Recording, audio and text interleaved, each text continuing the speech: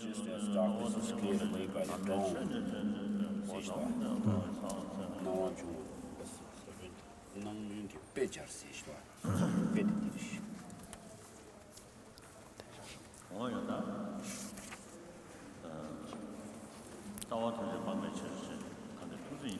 Enthused by the great compassion and eliminated all the afflicted views.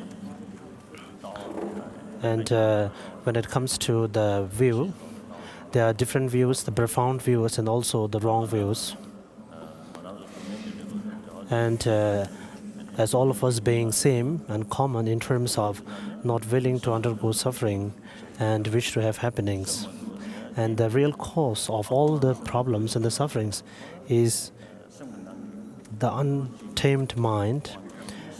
And none of us actually purposely have an untamed mind, but due to the presence of great afflictions, we are not able to tame our mind. And also when it comes to the afflictions, I think we can say the attachment and anger. So they are the non-view afflictions. And this kind of attachment and anger, so the basis of these afflictions are what we call the wisdom-related afflictions.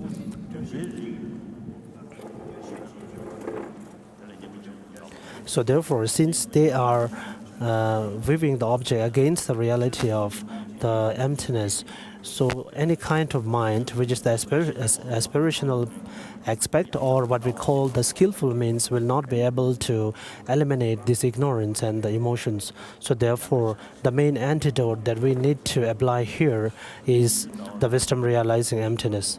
So therefore, Nagarjuna, in the phrase, in the third line, he used that due to the presentation of the Buddha's teaching and by the emptiness, may all afflictions be eliminated.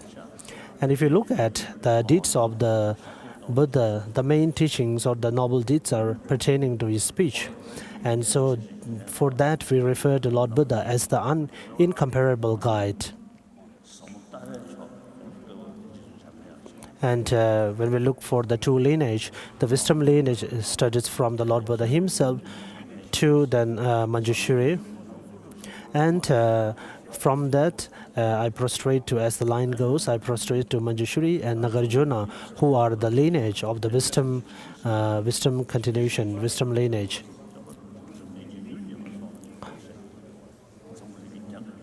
And these masters are also referred to as the ornaments of the world. And I think almost 600 years have passed since Lama Tsongkhapa came to this world.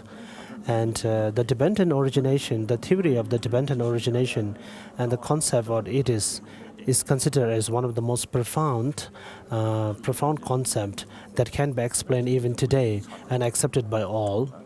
If you look at our environment also, and also the global warming and so on, all this happened due to related or dependence upon some other factors. So if we look further and try to find the cause of all this, then we are not able to find it. So therefore, that's why it's called the merely designated. But in quantum, so this aspect is a little bit difficult to explain. But generally, everything happens produced or happen by the collection of different causes and conditions.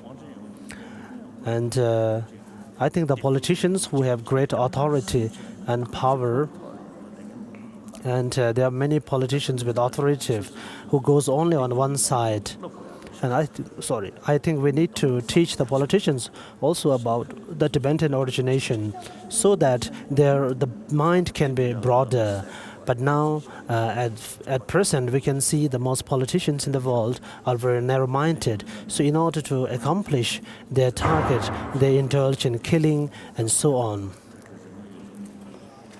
And if you look at the current state of the world, it's a very bad state. So the incomparable Supreme Leader, the Lord Buddha, so among the great teachings that he gave, the most profound and exemplary of all these teachings are the teachings on perfection of wisdom. And the Perfection of Wisdom Sutra also have the evident content as the emptiness, and on the non-evident in terms present the teachings on the method, skillful means, and so on, in terms of the realizations and so on. So first, even to generate understanding of the Buddha's teaching, so in terms of the intelligent person, we need to generate a certain understanding of emptiness as it presented in the ornaments of the middle way philosophy. The order of the intelligent one in terms of entering the Mahayana path has to be first generate the wisdom realizing emptiness. Then as for the lesser intelligent, of course, it's different.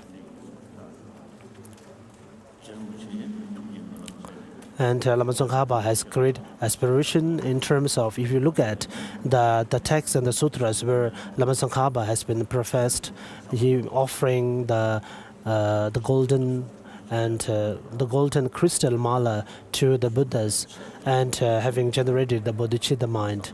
And also Lama Tsongkhapa's writings are very profound, especially when it comes to the teaching on emptiness and the Vajrayana. And today here, so we are going to read the commentary on the special insight chapter of the Lam Rim Chemo, which is also referred to as the great extensive presentation on the special insight. And I got this text, the commentary by Shama Rinpoche, early 1960s, very soon after I came to India. And with the help of some other masters and Kulu regions, I printed this text.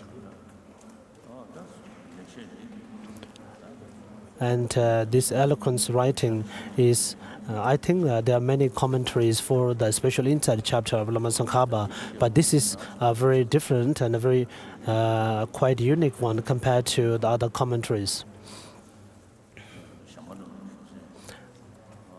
And after looking for the lineage of this text, then I got the transmission from Dabajaso, one of the Golok's Lama, coming from Golok region, and I received the initial part of his text and also the text on the special insight. And I think he is also related to the ancient Nyingma tradition and a student of Dogon Rinchen, and also completed all his studies. And the Rinchen master, and he used to emphasize the study as the main important factor for his monasteries. And I do not remember clearly to whom he listened to this transmission.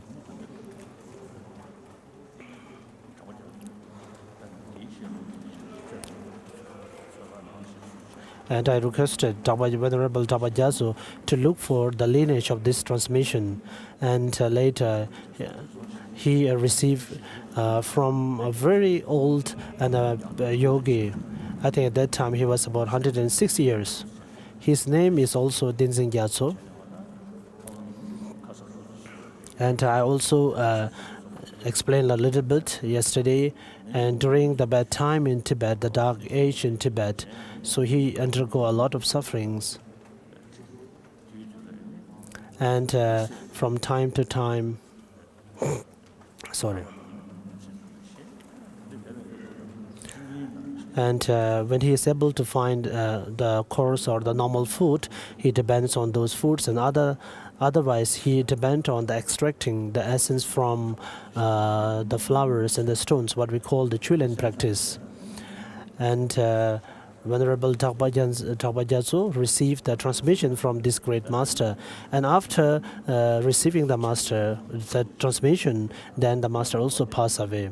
So in order to do the presentation on special insight, first we will recite the praise of Manjushri, Gangloma.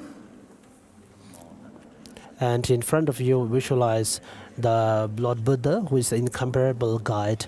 Then also the Manjushri, who is the compendium or the collection of all the Buddha's wisdom.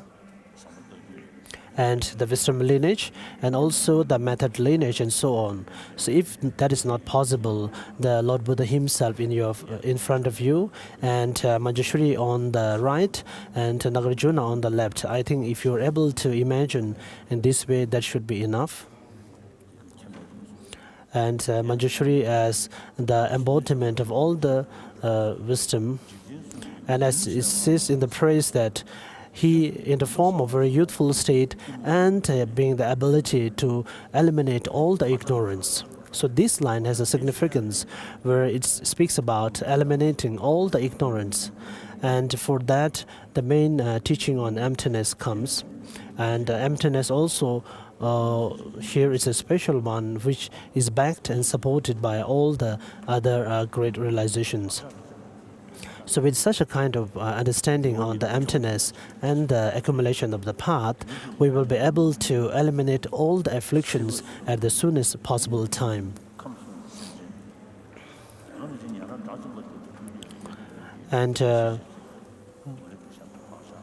even the arahats, those are liberated from samsara, even though they are free of suffering, but they still have the ignorance pertaining to the obscurations to omniscient mind. So therefore, when the third line in the praise of Manjushri says, he is the one who clears or eliminates all the ignorance of the world, so we refer to those ignorance even in the heart of the arahats.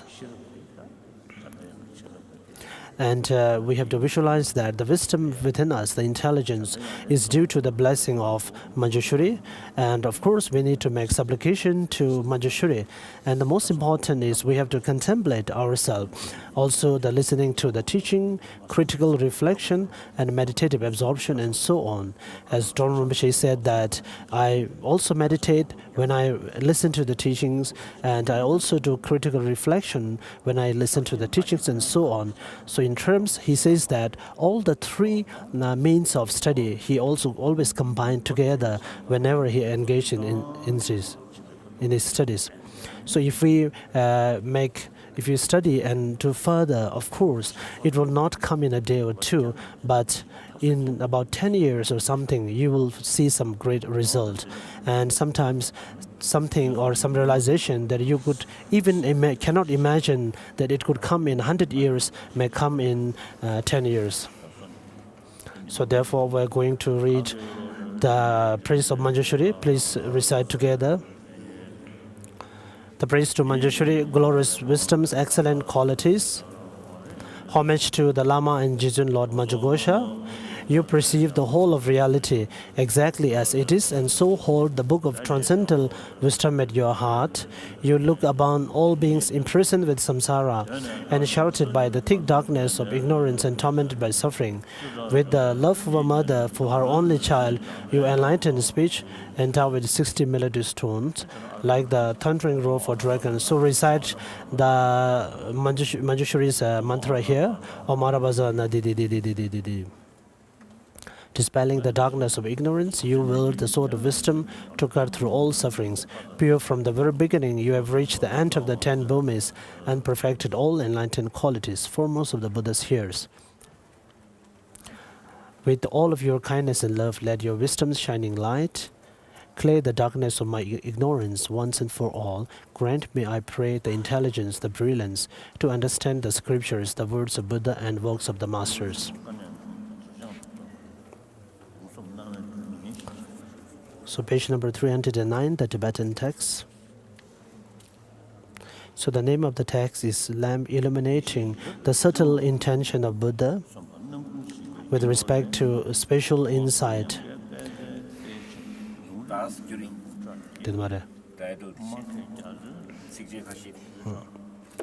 The first verse is pay homage to Lama Tsongkhapa. From the mandala of seeing all aspects, having reached the sublime primordial wisdom, to emanate 100,000 sharp rays of light in order to open the blessed lotus garden of Lobsang's tradition. Skilled orator, you teach the renowned vast path of liberation to transcending the number of particles in the oceans. O gentle protectors, the best son amongst all teachers, I shall rely on you as my eternal refuges from the depth of my heart.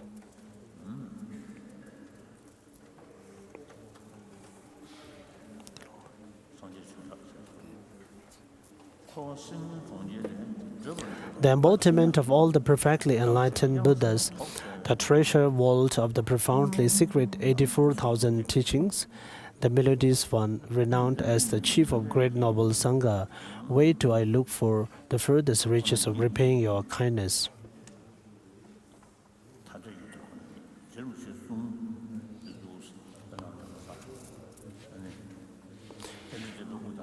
And if you contemplate on the teachings of Lama Tsongkhapa, the first verse of the Impress of Tibetan origination, that he who's seen the Tibetan origination and taught, so such a person is the supreme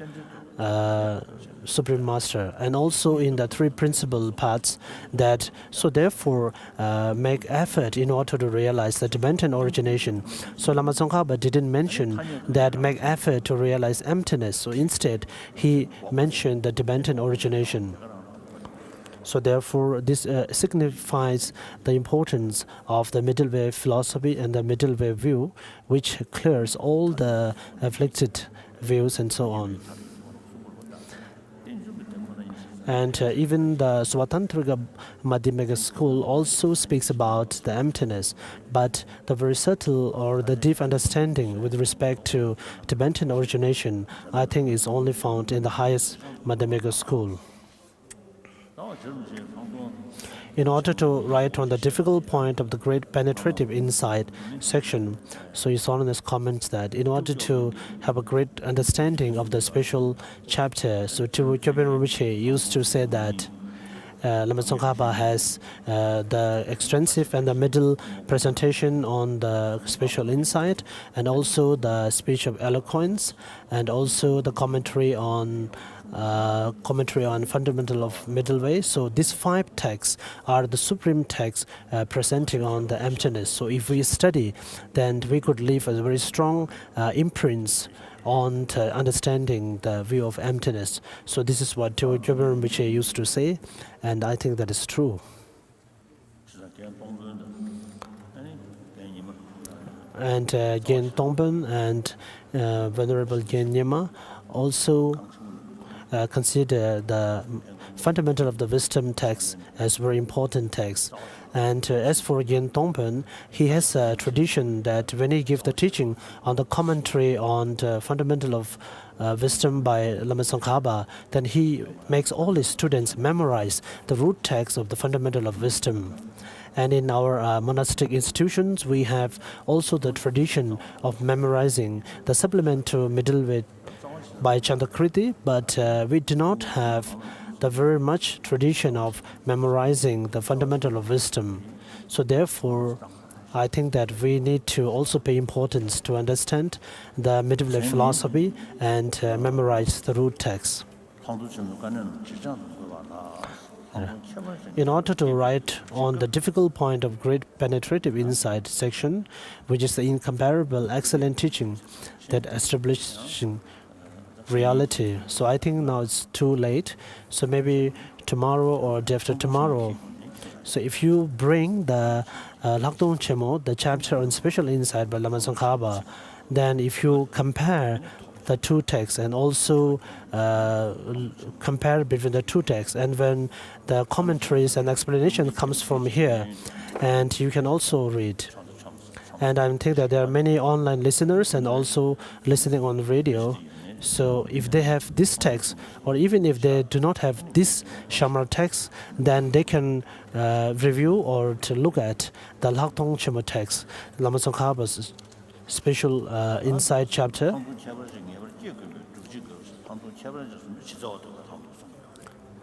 When proving that in order to develop the special penetrative insight, so the special insight here refers to the understanding of the suchness or the emptiness.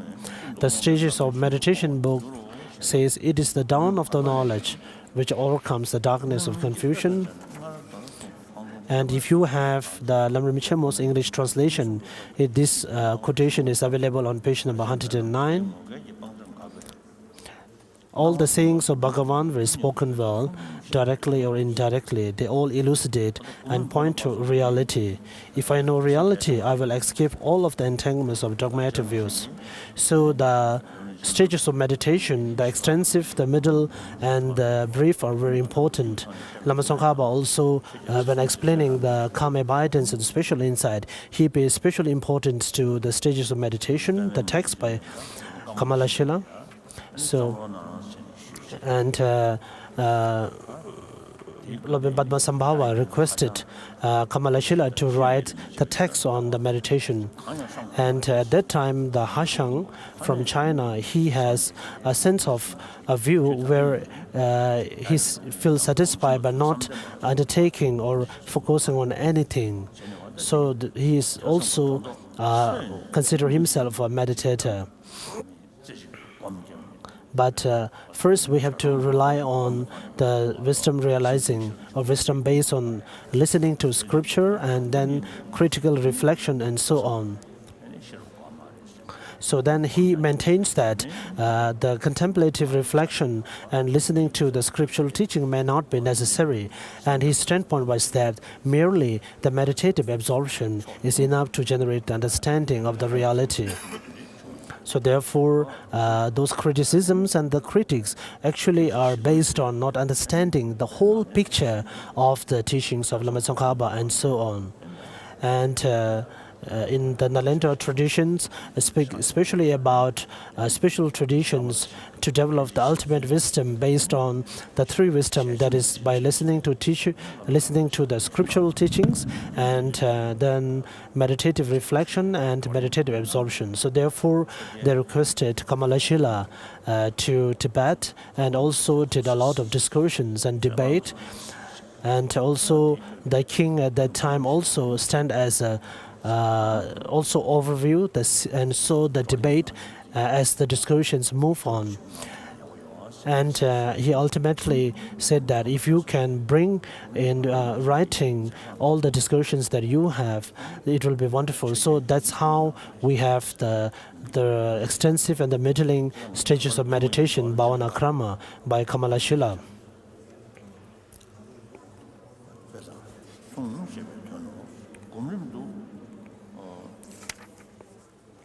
Sorry, page number 310. And in the Bhavana Krama, the stages of meditation says that once you are in the path to seeing, the preliminary path to seeing the emptiness directly, and where the four levels of those paths, which is known as the heat and so on, at that time the meditators experience certain different levels of the understanding of emptiness, the conceptual understanding of the emptiness with respect to the clarity of the emptiness and the object.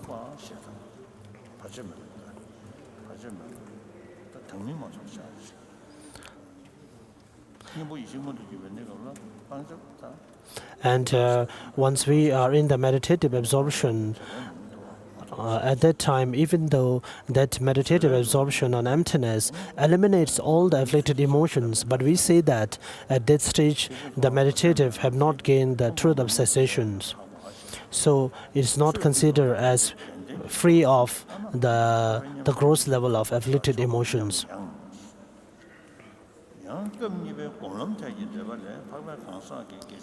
Then there is another view that the Dhamma jewel, which is one of the three jewels, and which is also said to have possessed of 8 qualities, and one of them having the qualities of cessation, which is the moksha. So in this way, all the arahat levels of understanding has to be labeled as having possessed the cessation.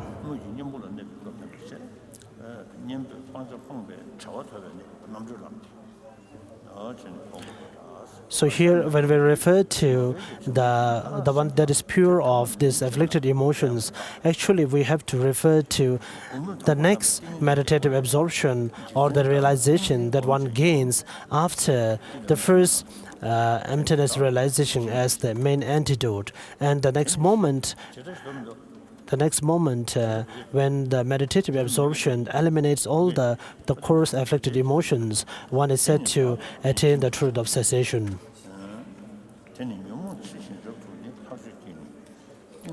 Sorry. So when we refer to the term the pure, or that is clear of all the afflicted emotions, there are different presentations that we can find in the Gyaltsabje's commentary on the Abhisamaya Alamkara, and also Lama Tsongkhapa's the Rosary of Eloquence of Speech.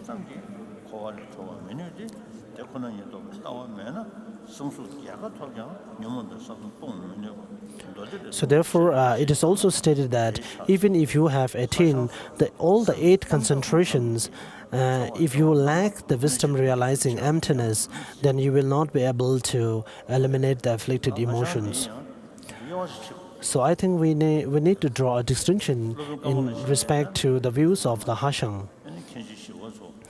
And Shandarakshita, the master of Kamalashila, and he built the Samye Monastery at that time.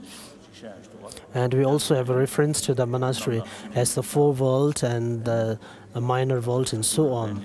And within that, there are many sections where special quarter or special sections for translation, and special for meditative absorption and so on. And the Hashang tradition at that time is majorly focused on merely practicing the meditative absorptions or staying in meditation.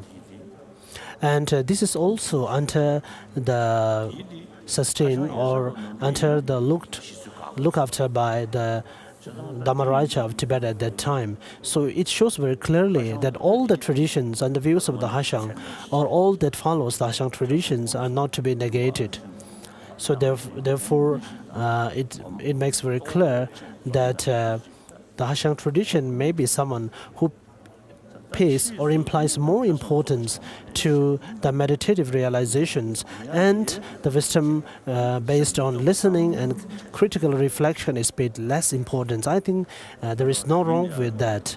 But later, they totally ignore the first 2 wisdoms and consider the third one as the ultimate, which is wrong.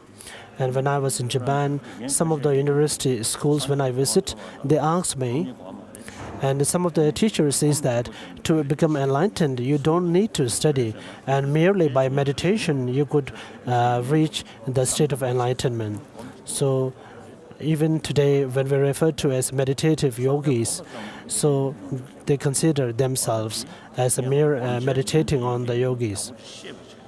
I think there is nothing wrong with being a meditative yogis and concentrating on meditations, but the object of your meditation is different. If you have a very good understanding of the object of your meditation, then there is no wrong with that. Other than that, if your object of meditation is not clear, then it of no use. I used to say that when I was in winter in New Delhi hotels, when I see the early morning, that I can see the pigeons also sitting in a very still manner. So if you look at them, they also look as they are in a meditative state. So even though when you try to touch them, they look at, their eyesight is there. But so if merely the meditative equipoise or concentration is very important, it will be similar to that. And those pigeons also stay for a long time, standing still among the others.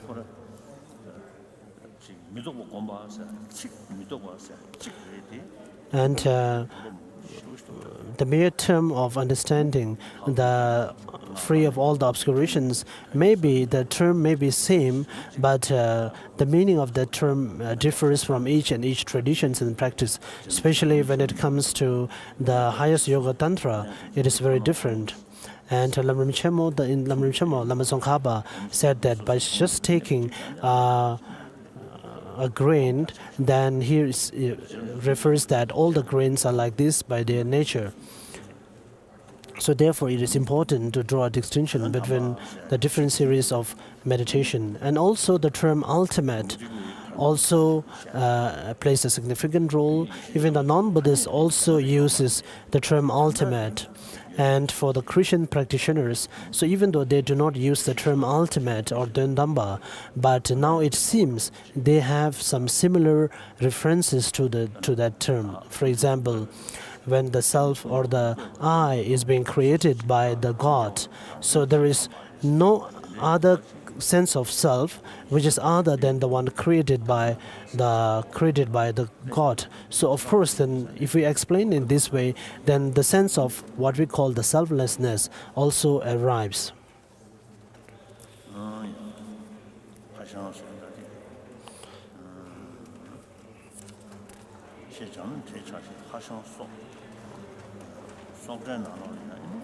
And Hashang and so on. So these other words, I think it may not just be the Hashang, but in Tibet also we can find many other practitioners and all over the world which just consider the meditative concentration as the ultimate of all the practice.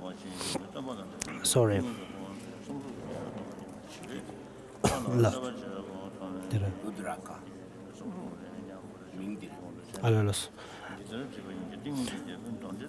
The Hashang is normally referred to as Udraga.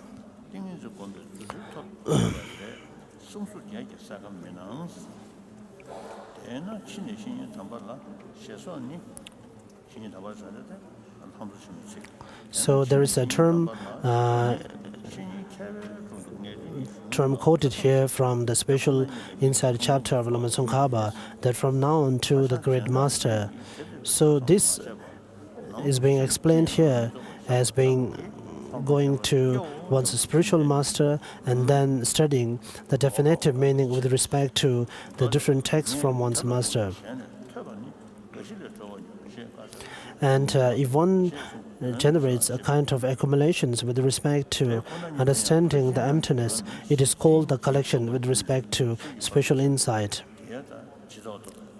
And Udraka and his followers also do not pay importance, as explained before, to the wisdom based on listening to the scripture and by critical reflection.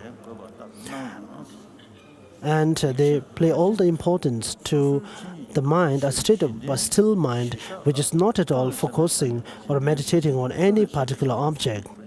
And such a kind of state they refer to as the spiritual insight. And this is a great wrong view here. Sorry.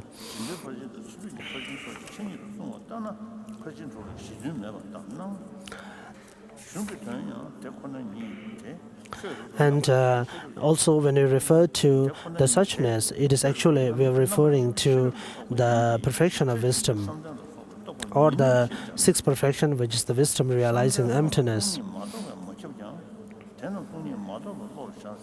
So, and within the Tibetan masters, there are different views with respect to some claiming that the concentrations, the mind of concentrations, cannot realize emptiness. So, in order to, so according to such kind of the assertions, then we have to accept that the six perfections are contradictory within among themselves. But in other texts, we can find the definitions of each of these perfections, and it seems that there is some similarity or the common ground for these six perfections.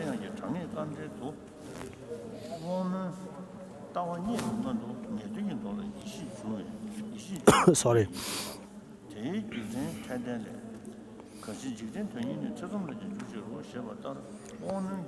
And in order to gain such a kind of wisdom realizing emptiness, we have to rely on what is called the four reliances.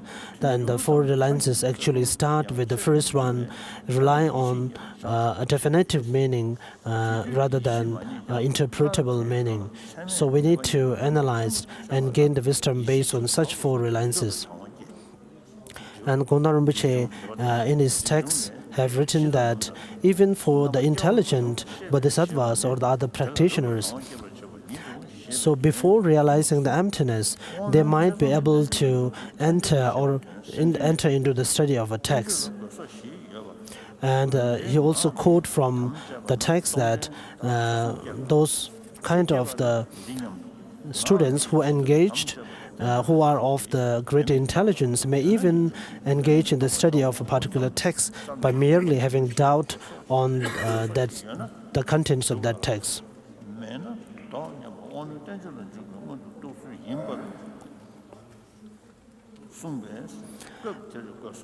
So, of the students who study the text are generally categorized into two, the intelligent one and the non-intelligent ones.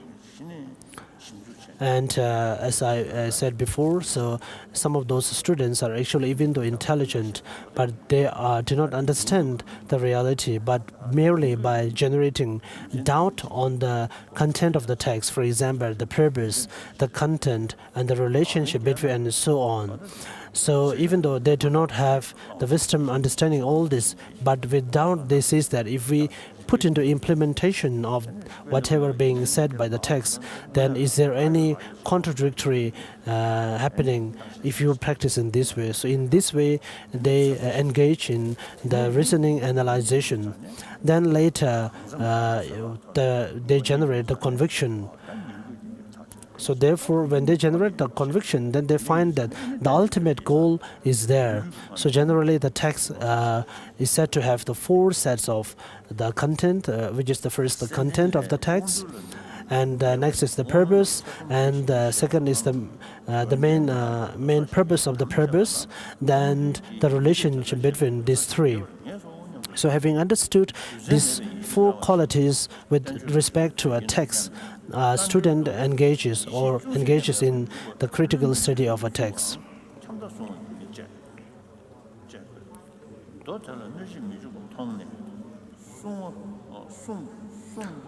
And the more intelligent student, having entered the study of the text to merely generating a sense of doubt about the content of the text, is even further proved in Lama Tsongkhapa's The Rosary of Eloquence, the Golden Rosary text. And it is said in the Golden of the Rosary that all the texts, scriptural texts, are supposed to have the four presentations with respect to the purpose of the purpose, and so on. And when this is presented by a particular line of the text, which is called the line presenting the purpose and so on, so then the intelligent student automatically generate doubt with respect to that presentation. And they enter into the study of the text and make further analyzations with respect to whether, as per the presentation of the text, the things are as per the presentation or not. And if they find that as per the presentation, if the fact is there, then they engage or enter into the study of the text. Otherwise, they revert back from entering into that text. So this way of engaging to study a scriptural text is with respect to or pertaining to the more intelligent students. So in the Rosary of the Golden by Lama Tsongkhapa, Lama Tsongkhapa maintains a special reference to the intelligent student and the lesser intelligent student with respect to the mode of entering into the study of the text, whereas he says that the lesser intelligent students have to enter the study of the text with generating the conviction of the meaning of the text beforehand, while the more intelligent may enter into the text with just merely a doubt pertaining to the presentations as explained before.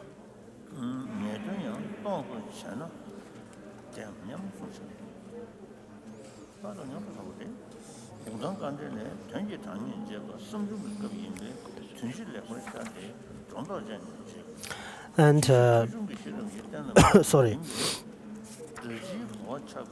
and also with respect to the content of a text. So in order to analyze further whether the content of that text are reliable or not, so there are three different ways of investigating.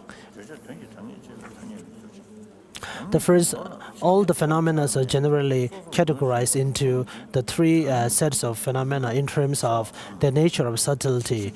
The first one is referred to as the evident phenomena, then the next one is obscured phenomena, and the third one, the super obscured. So for the evident phenomena, which are something that we can see by our own naked eyes, so a text presenting anything related to the evident phenomena has to be established by a mind of direct perception without having any contradictory to the direct perception of a valid cognition mind. Then, as the text presents obscure phenomena, so the obscure phenomena is generally conceived or understood by the inferior cognition. And when it referred to as understanding or to know, I think it's not like just lightning, just we bring a lamp into a darkness. So it's not like that, but it is more like you have a small fire before, and generally it becomes more and more bright. So I think there are different stages in the progress of our mind into study the nature.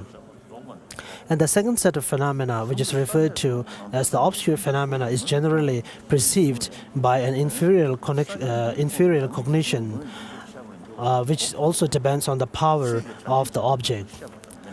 And the third one is the super obscure, has to be merely depend on the teachings of the Buddha. So if a text presents one of these three phenomena in any way, and if we do not find any implications or wrong findings by any of those inferior cognitions, then we should be certain with respect to the presentation of the text as valid.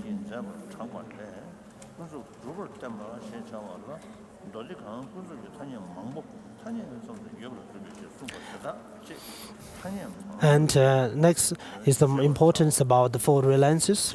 And as we read earlier, the four real lenses, the first start with do not rely upon the interpretable meaning, but rely upon the definitive meaning. And this is again presented in the both extensive and the middling presentation of Lam Rim by Lama Tsongkhapa, where Lama Tsongkhapa mentions that it is very important to draw a distinction between what is the definitive sutra and what is a non-definitive sutra. So having understood about the definitive and non-definitive sutra, then further we can generate understanding with respect to the nature of definitive or provisional. And also in the Essence of the Eloquence by Lama Tsongkhapa, he mentioned that the nature or the ultimate reality of all the phenomena are very difficult to ascertain. So therefore, we need to rely on a presentation of one of the great masters as being directly professed by the Lord Buddha. And it also depends on distinction between what is the definitive and what is non-definitive with respect to the teachings of Lord Buddha. And Gongtang Rinpoche also goes very detailed into the distinction between the definitive and the non-definitive. And further, within definitive, within the non-definitive, he further classify into two in terms of the non-definitive with respect to the verbal or the words, and non-definitive with respect to the presentation of the meaning of the text.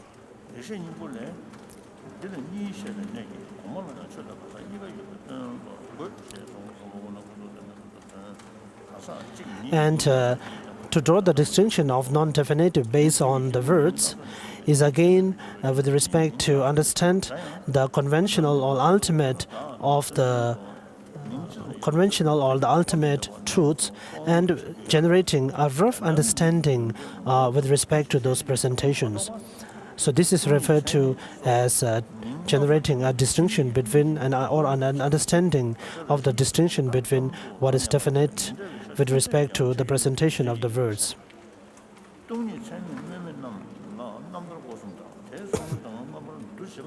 And Gongdang Rinpoche further says that it is very difficult to generate an understanding with respect to the text before understanding the contents or the presentations of the text.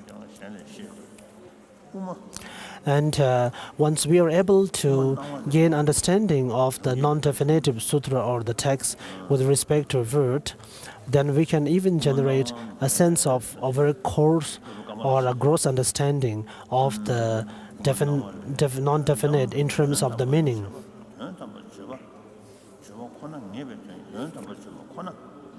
And in order to establish the perfection of wisdom sutra, for example, as a definite sutra, we need to understand the content of those sutras. So if we are able to ascertain the content of the text as definite first, then it will be easy to label the perfection of wisdom sutra, which presents that content as a definite sutra.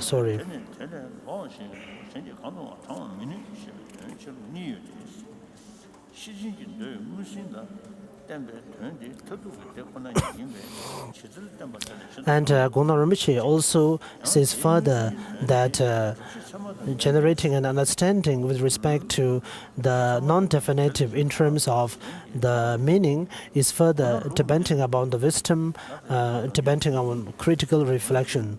And so it shows clearly that the first understanding of the non-definite with respect to the word is the wisdom based on listening to the scriptural teachings. So again, we can come to a conclusion here with respect to the order of the text. And His Holiness comments that the Heart Sutra, as far as the Swatantrika school is concerned, there is a little bit uncomfortable in its the literal meaning of the text, where there is expressed as the form and so on do not have the intrinsic existence, which is not accepted by the followers or by the proponents of Swatantrika Madhyamika philosophical school.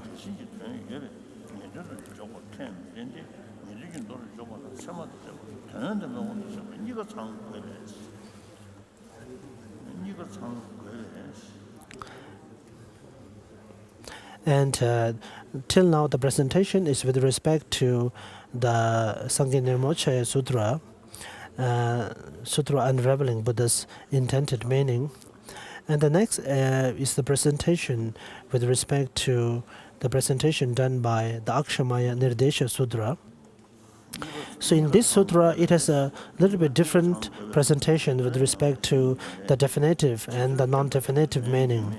This later sutra is actually accepted by the highest Madhyamika school, the Madhyamika Prasangika, as the ultimate text to draw a distinction between what is a definite and what is non-definite sutra.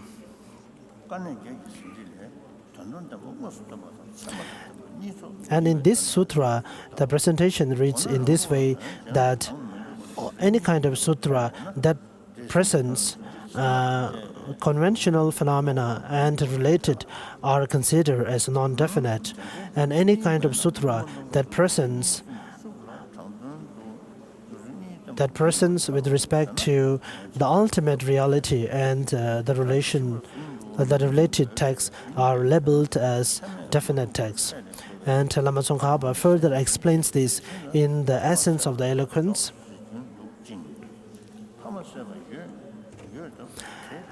Lama Tsongkhapa explains in this way that these two lines of the Akshamaya Nirdesha Sutra clarifies that the content of these two different sutras are that themselves can be also referred to as definite and non-definite, which means that when we distinguish all the phenomena in terms of the conventional and ultimate, so all the conventional phenomena are referred to as non-definite, and all the phenomena which are labeled as ultimate, like emptiness, are definitive. So any kind of text or sutra which presents on the ultimate truth are considered as the definitive sutras. So His Holiness comments that as far as the Madhyamika Swatantrika is concerned, it draws a distinction between what is its main evident presentation and the hidden presentations. So the evident presentation may be as accordingly literal, can be accepted as literal as per the verse of the text, but the hidden may be different.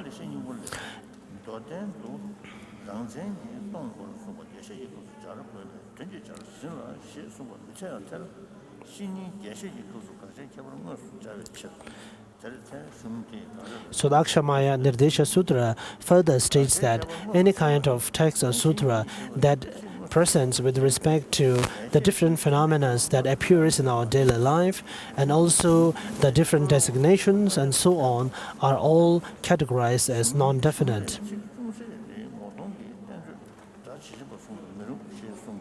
Sorry.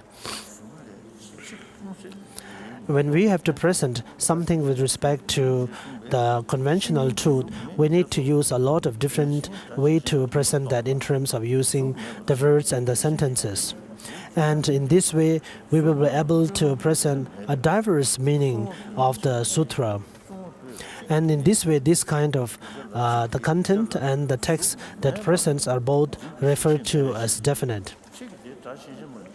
And the presentation of the ultimate truth is to present the very difficult point of the emptiness, which is the absence of all the conceptual elaborations.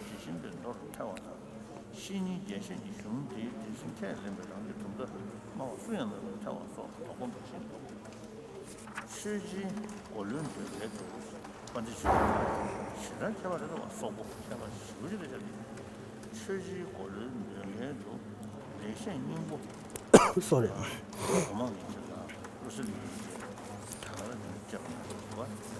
And here the text further reads with respect to the different views of the scholars of the monasteries of Gomang and other monasteries.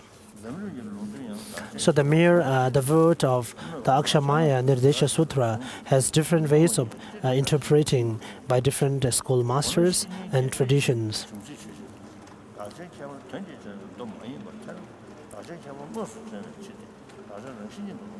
And there further brings a critique to the highest Madhyamika school that if you label the definite or the conventional definite sutra or the non-definite sutra in terms of its content, as you explained before, and that too depending upon the presentation of the two truths and so on, in that case, when we present the conventional phenomena, even a person, something which is just a mere one subject, can be also interpreted or explained using different names and titles.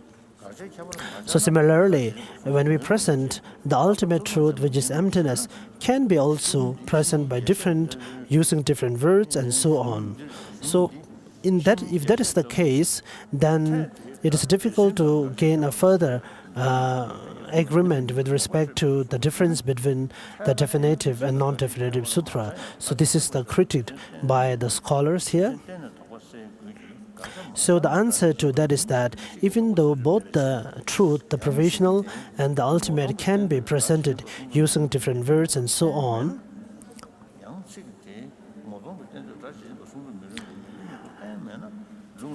it may be similar in that respect. However, the conventional truth, for example, a person, is something that we can explain using our conceptual thought and so on, and in our mind we can also generate a very clear understanding of the nature of the person as explained using the conceptual thoughts and the language. Whereas the presentation on ultimate, even though the basis of the emptiness may be also the conventional phenomena and so on, but the nature of the ultimate is merely an absence of inherent existence. So therefore, the emptiness is also referred as no sign, absence of signs, and absence of language, and so on.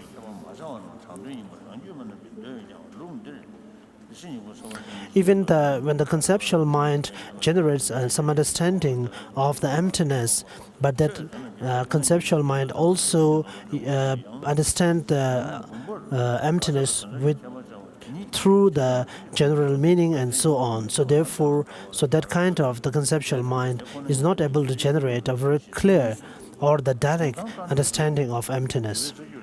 And the detail of these critics are explained, we can find in Gunnar Rinpoche's writings, and also in Gunnar Rinpoche's explanation on the second chapter of Avisamaya Alamkara.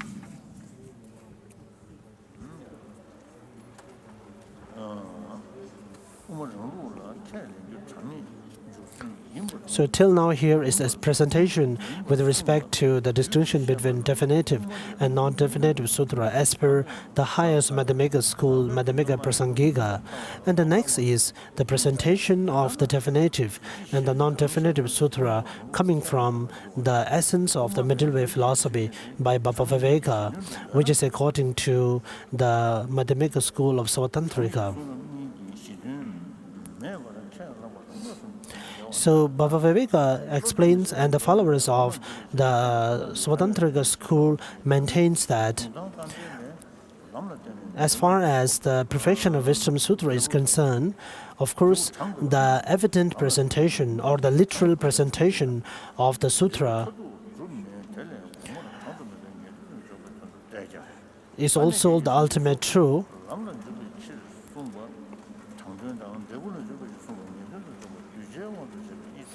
And also we cannot interpret further with respect to the literal meaning of the Perfection of Wisdom Sutra.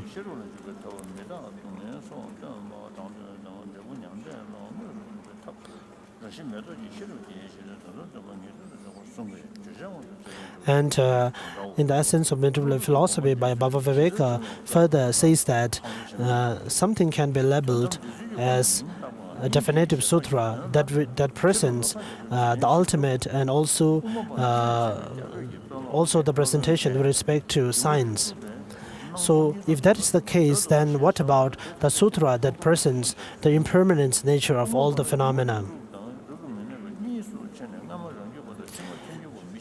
So the sutra that presents all the impermanence nature of all phenomena is actually do not have any content with respect to the emptiness.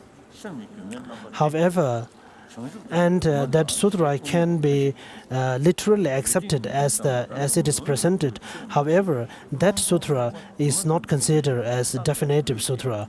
Rather, it is labeled as non-definitive sutra. So therefore, in one's own system, we have to come to the conclusion that just being the sutra's literal meaning can be accepted as it is, do not guarantee that the sutra itself will be a definitive sutra. So therefore, for the sutra to be labeled as definite, it needs to have the content as ultimate phenomena, ultimate truth, and also that which can be literally accepted as per the words of the sutra.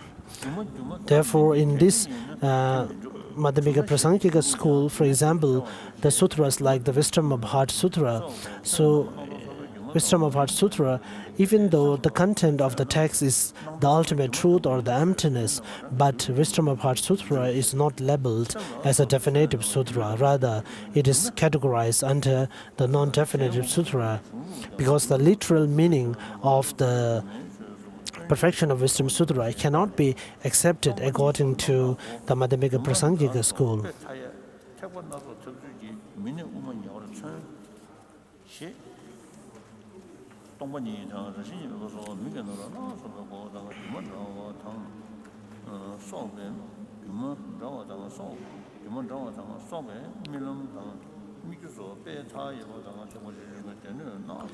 And the school father explains that there are many sutras which cannot be accepted as the literally, sorry, as per the literal of the text. For example, Lord Buddha's in one of the sutra, Lord Buddha has stated that the father and mother are to be killed, and so this sutra cannot be accepted as per the literal.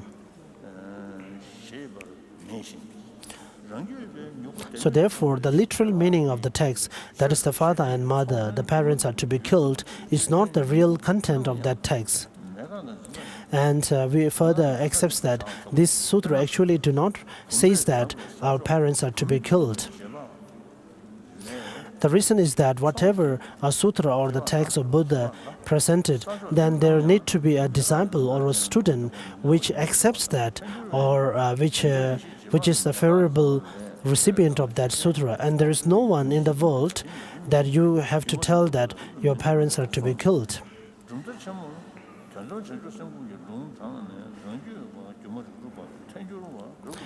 But Lama Tsongkhapa, in the essence of the eloquence, have a different interpretation of that sutra. He says that the sutra explaining about the parents to be killed are actually the parents, the killing of the parent is not the actual meaning of that text, but due to the conceptual thought, the background conceptual thought, playing with the language makes a difference. And so in our system, we accept that all that is a definitive sutra need to be able to accept as per the literal meaning of the text. So therefore, as we went before, in the Wisdom of Heart Sutra, where the verse says like, there is no form, no sound, no taste, and so on. So the absence of the taste or absence of the form is not the meaning of the text, because there is no one that you can present, or there is no one in the whole world that accepts that form do not exist.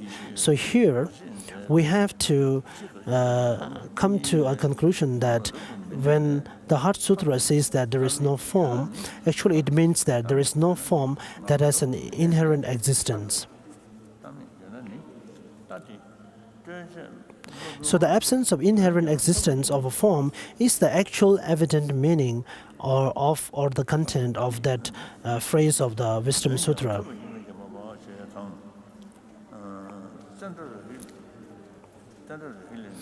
And Lama Tsongkhapa again draws a distinction between what is the evident meaning presentation of the text and the hidden meaning of the text in the rosary of golden rosary text. So in the Heart Sutra, where the text reads that there is no form, no sound, and so on, actually, so the absence of the form and the sound is not the content of that text. So rather, we have to say that the absence of inherent existence of the sound and so on are the evident or the direct meaning of the text.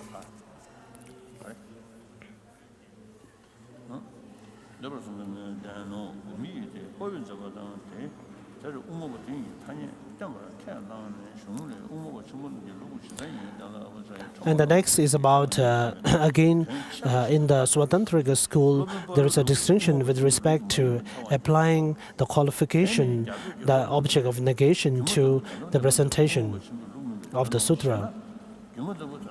So it says that, for example, in the Perfection of Wisdom Sutra, one may find a lot of phrases and the words which says there is no sound, no form, and so on, but either at the start or the end of the text there are phrases where it says that here the absence of the form or no form actually means an absence of inherent form. So here the absence of inherent is the object, the inherent existence is the qualification of the object of negations. So this qualification of the object of negation is labeled in either in the starting or the end of the text. So therefore, so when it comes to the reading of the main text. So if you happen to encounter many phrases or the words which says that there is no sound and so on, we have to imagine or accept it that it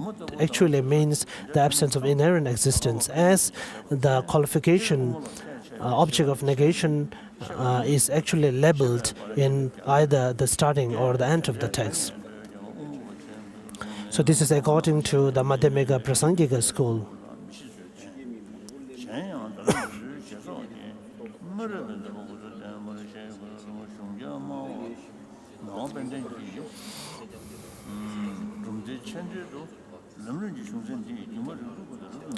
And next, there is also a reference with respect to adding the qualification ultimate to the terms, to different sutras.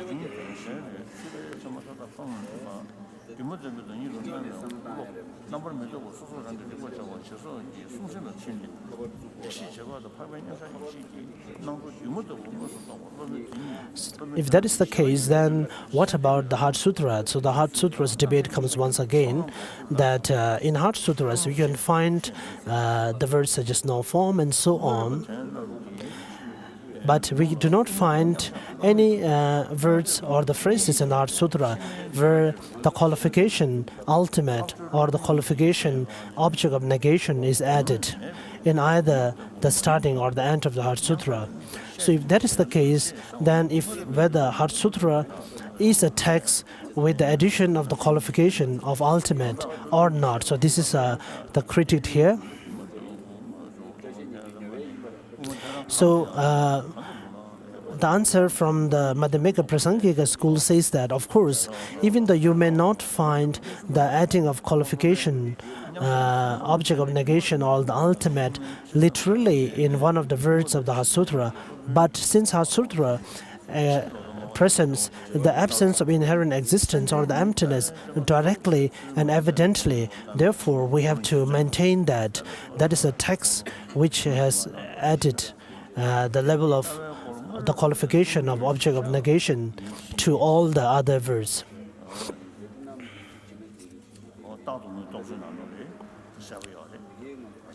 And we can also find His Holiness comments that we can also find in the Takdong's presentations that even though the phenomena do not have its own reality in terms of the existence, but we have to accept the nature of dependent origination from others' perspective, in other people's perspective.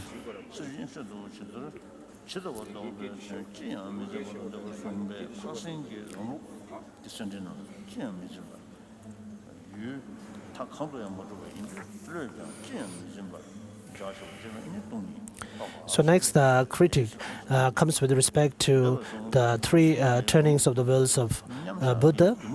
The first turning of the wheel of Dharma, which is the presentation on the Four Noble Truths Sutra. And if you look at the Four Noble Truths Sutra, the presentation, the first wheel of Dharma, presentation on Four Noble Truths, that the literal meaning of that sutra actually presents all phenomena like form and so on, having their own intrinsic existence with their own definitions. So therefore, there is no other presentation or the content of the text other than that. So therefore, the existence of the form as having its own inherent nature in terms of its definition has to be the main content of the Four Noble Truths text. The Buddha presented the Four Noble Truths in this way in order to bring the other students, especially in the two lower schools of Vaibhashika and Swatantrika, the two lower schools, into the teaching of Buddha. The reason is that these two lower schools of Vaibhashika and Swatantrika actually asserts that all the forms have their own existence in terms of existence from their definition. Therefore, the Buddha has to teach something which is equivalent to their mental dispositions. the Heart Wisdom Sutra, even though it do not have a very clear, literal adding of the qualification ultimate, but the Savatantrika Madhyamika school accepts those texts or the sutras as non-definitive sutra.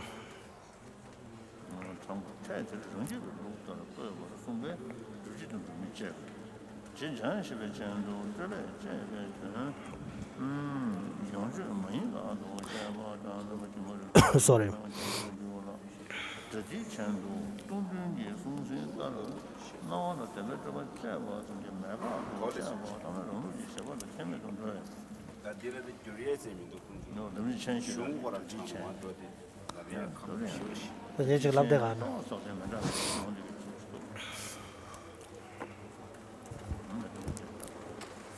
So we can find a few different presentations here.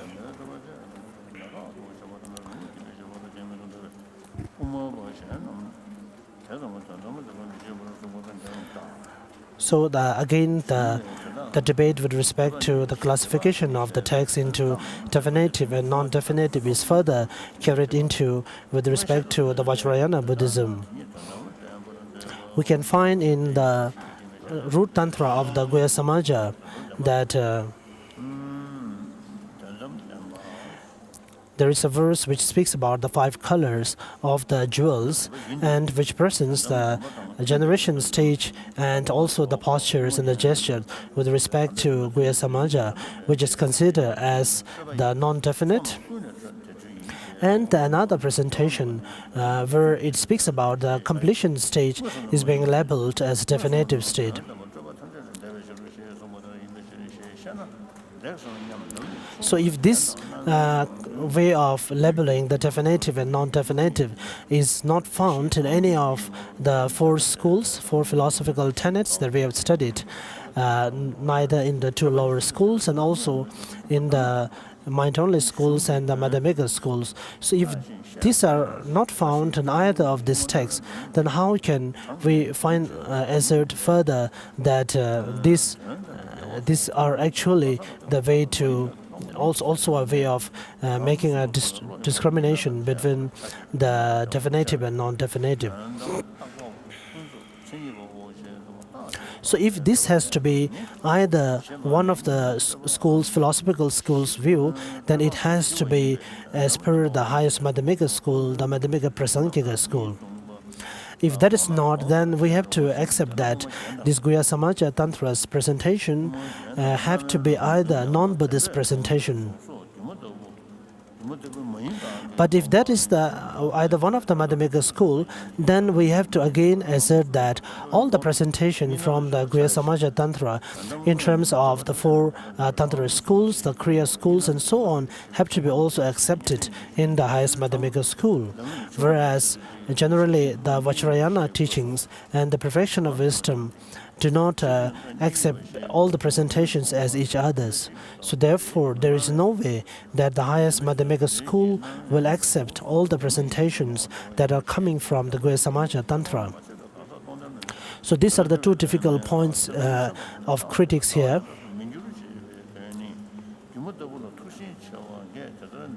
And also, we cannot find a third party that all the sutras and the tantras of the Lord Buddha has to be either definite or non-definite. So therefore, there is no place for a third party. So in this respect, so the problem comes again with the Guhya Samaja Tantra's presentation of the generation stage as the non-definitive and the completion stage is definitive. Then we can also, there's also a similar references in the Akshamaya Nirdesha Sutra that any kind of the path that speaks about the stages of entering into one's practice are considered as non-definitive. And Gongdang Rinpoche has also similar citations that with the help of a path, if we need to focus towards one's resultant state, and if we need to interpret in that way, then it has to be also non-definite or interpretable. So if there is no more state of enlightenment or presentation above that presentation, then that kind of the text or sutra has to be certain as definitive. So Gondar Rinpoche here summarizes and says that the Guya Samaja's presentation with respect to completion stage and the generation stage is that in terms of the completion stage, still there is a lot to be understood and practiced. So the practitioner at that time has not attained the highest realizations because the generation stage, the completion stage is still remained. So therefore, so that stage and the Guya Samaja Tantra that presents about the generation stage is a definitive, non-definitive text. Whereas the completion stage is the highest level of understanding in terms of Guya Samaja Tantra. So therefore, since there is no other or no beyond presentation of that, so therefore such kind of presentation has to be accepted as definitive.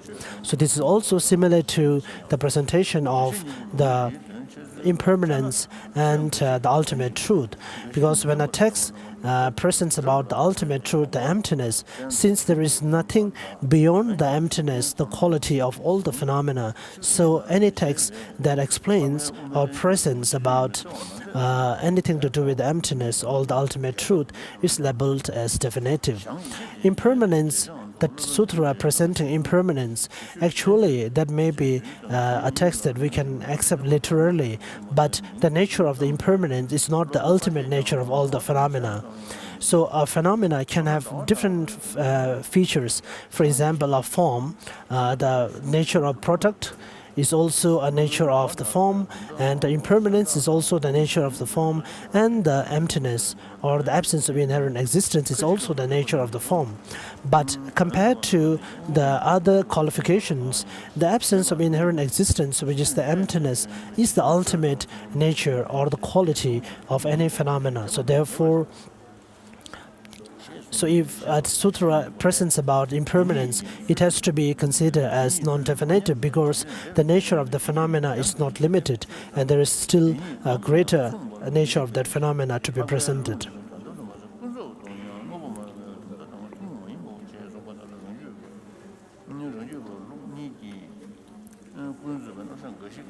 So these are with respect to labeling the text or the sutra as definitive or non-definitive in terms of their content.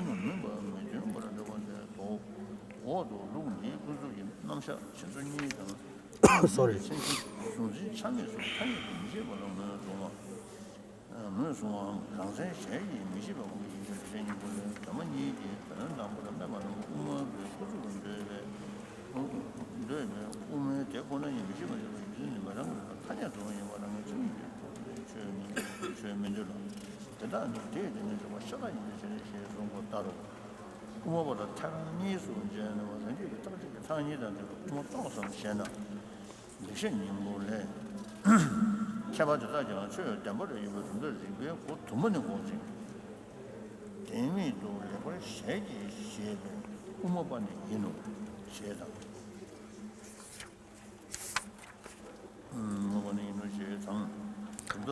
So till here is the presentation with respect to the determination of a sutra as definitive and non-definitive in terms of their content or their subject.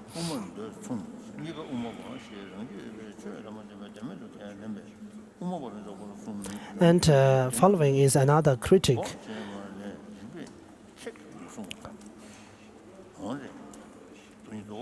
And one of the texts of Kedum Norsang Gyatso, in that text it has been critiqued that some of the scholars of Tibetan India who claim that themselves to be the scholars of Madhyamika school, they say that the ultimate truth is none other than the union of the clarity and emptiness. So the presentation on union of the clarity and emptiness, and those who claim to be, and these presenters, they claim themselves to be the highest Madhyamika school, the followers of proponents of highest Madhyamika school. So to this critic and assertion, Lama Tsongkhapa, in his chapter on spiritual insight, has very detailedly brought a lot of critics to these assertions. And they also distinguish. So now the following are with respect to the distinction between what is the Madhyamika Swatantrika and what is Madhyamika Prasangika. And they who claim themselves to be the highest Madhyamika school draws the distinction between the two schools as follows. So His Holiness comments here also that it's very important for all of us to clearly be able to draw the distinction between the Swatantrika school of Madhyamika school and the highest Prasangika school. And these scholars further say that the one who establish or presence of the union of the clarity and insight is the first or the Swatantrika Madhyamika school, and the absence of such existence is the highest Prasangika school. And if we have to draw the distinction in this way, then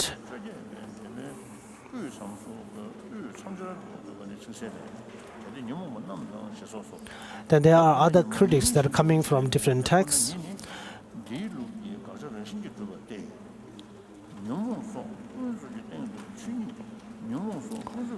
Sorry. And this assertion is further being critiqued and eliminated in the texts, some of the great texts of Indian masters.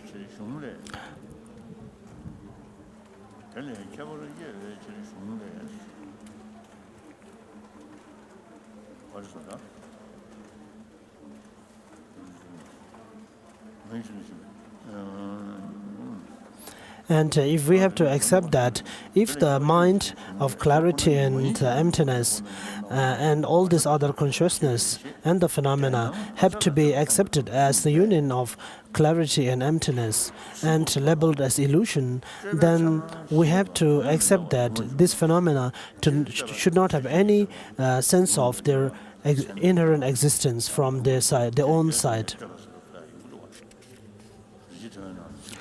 Also, when we speak to conceptual elaborations, we also have a special mention here in the Precious Garland by Nagarjuna.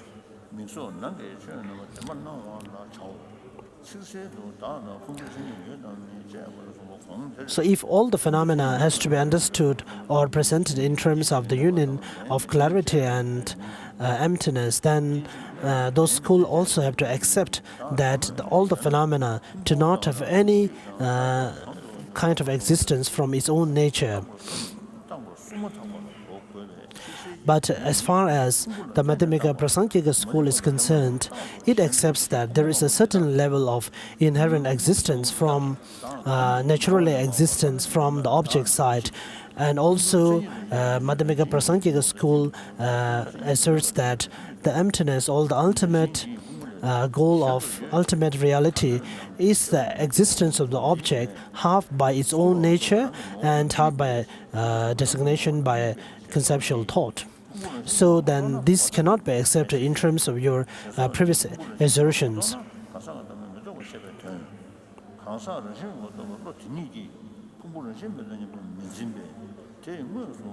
And if that is the case, then we have to also accept that all the presentations that are coming from Nagarjuna has to be accepted in a similar way, which is not possible.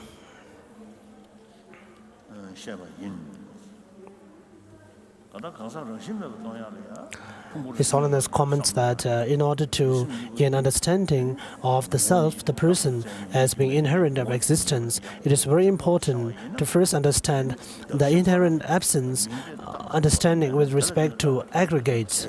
So therefore, the aggregate here as the basis of designation and the person as the object or the quality to be designated. So if there is not even a slightest appearance from its own nature in terms of the aggregate, then how can the person, which is a mere designated, can have its own existence?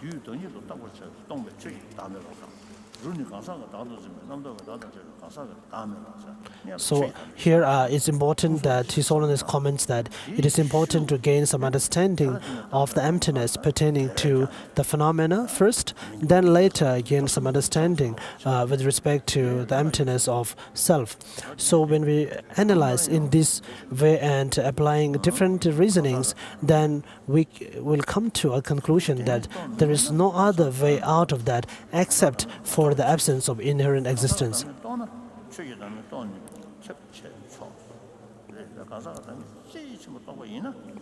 And if someone understands really the whole understanding with respect to the understanding of self as absence of inherent existence, then that person can also understand the absence of inherent existence with respect to phenomena.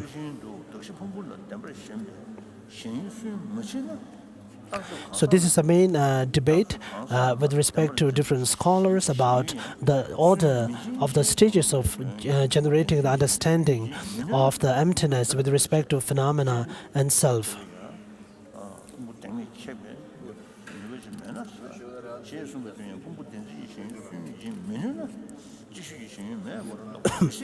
So we will cover that detail later. So these critics of drawing the distinction between the Madhyamika Sautantrika and Prasangika schools are all refuted here, negated here by different reasonings and the quotations by Lama Tsongkhapa and our Nagarjuna.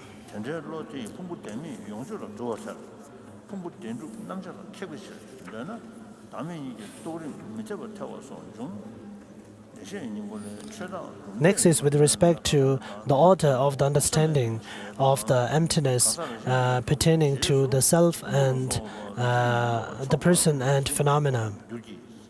It is said that when the two graspings arises, the grasping pertaining to the person and the grasping pertaining to the phenomena, so it is clearly stated by clearly presented in the supplement to the middle way by Chandakriti that first we generate the grasping of inherent existence pertaining to phenomena, and with that as the basis, then the grasping of inherent existence pertaining to the self arises after that. So in terms of the order of the development of the two graspings, the graspings of the inherent existence pertaining to the phenomena arises first and the self later. But when we understood the absence of the inherent existence pertaining to self and phenomena, it is stated that first we need to understand the absence of inherent existence pertaining to self first, self as an absence of inherent existence first, then later we have to move to the understanding of phenomena as absence of inherent existence. So these are the two different orders here.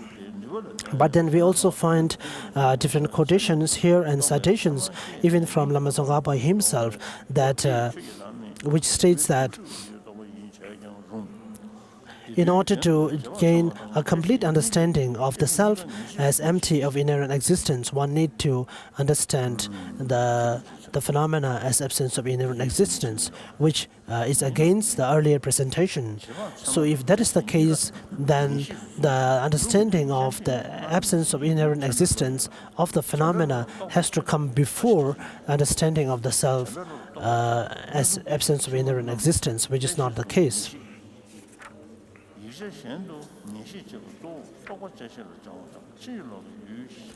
Sorry.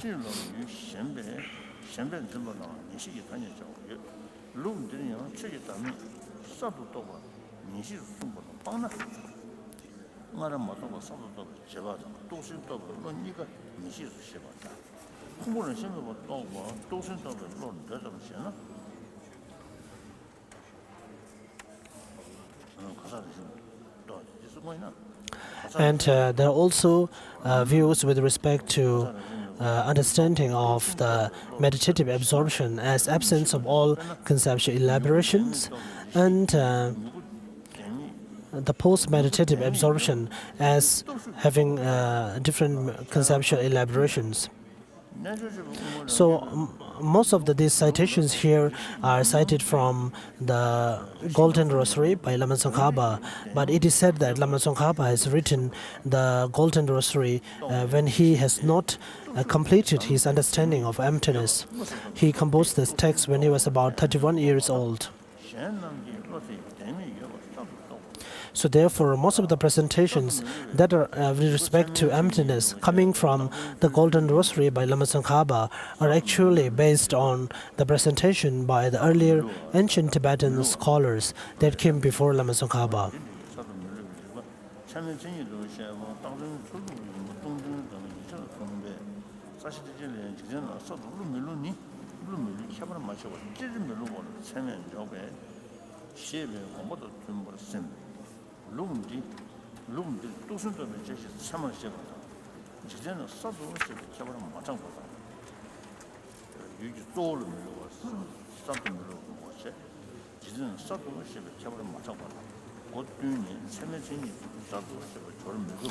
So we find in the Golden Rosary different presentations where in one instances Lama Tsongkhapa referred to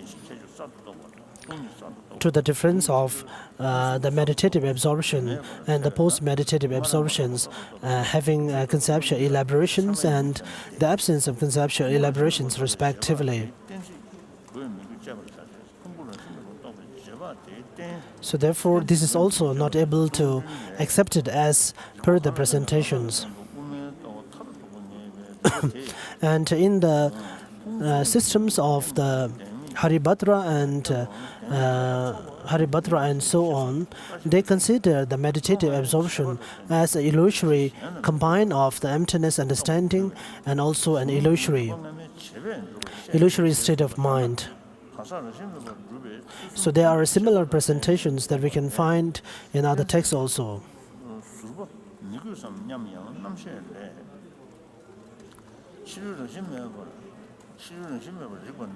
And there are also now the following critics and presentations with respect to the terminology, the existence of the terminology, the Prasankhika and the Swatantrika Madhyamika schools.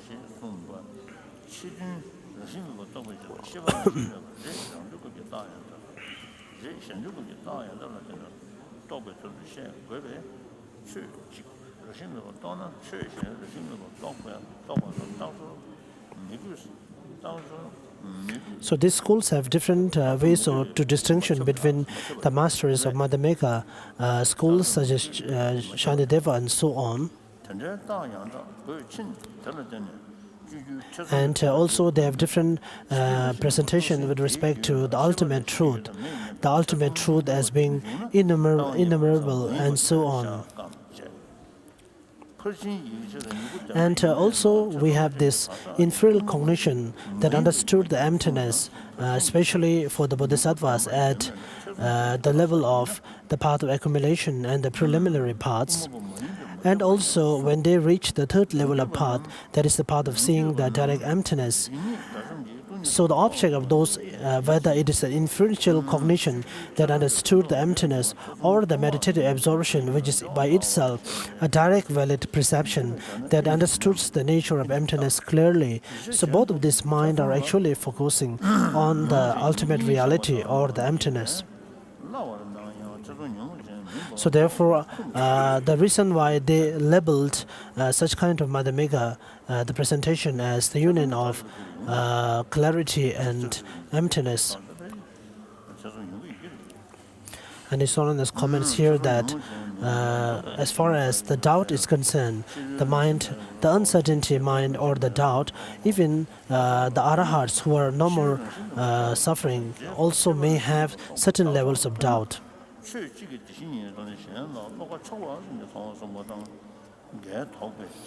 And most of these earlier scholars actually are not able to understood the explanation coming from Shantideva, where he states that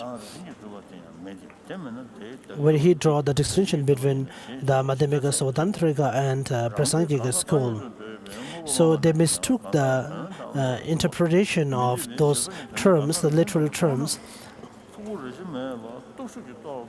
And all the phenomena, whether they are inherent existence or the inherent existence or both, and neither. So the four alternatives, the conceptual elaborations of the four possibilities, four alternatives, are considered as innumerable emptiness or ultimate truth. And similar to that, appearance to the mind, nothing appearance of just mere absence, but without any clarity of emptiness, is considered as understanding of the ultimate reality. So to bend on these misinterpretations of the text of Shantideva and understanding, they come to draw the distinction between Madhyamika, Prasangika and Sautantrika.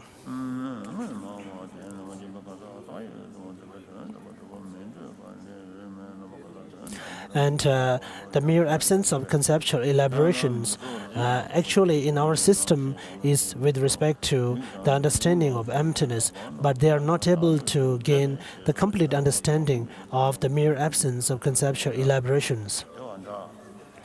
In our system, the mere absence of conceptual elaboration is the mere absence of the object of negation. And also it refers to the inferential mind, to which when they understood the emptiness, there is an absence of any duality experience or appearances.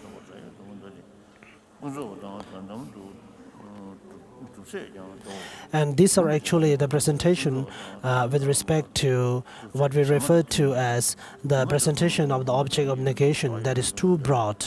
So Lama Tsongkhapa, in his presentation on special insight, he draws a distinction between understanding the object of negation and the importance of clearly understanding it. And he says that in order to understand the object of negation clearly, as presented by Shantideva, we need to first understand what are the two alternatives or two other way of critics or the wrong misunderstanding of or misinterpretations of the object of negation. The first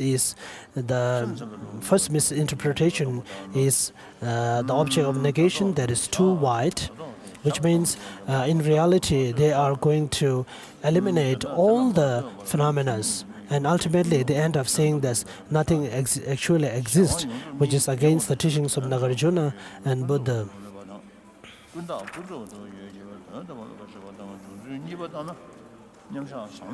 Sorry.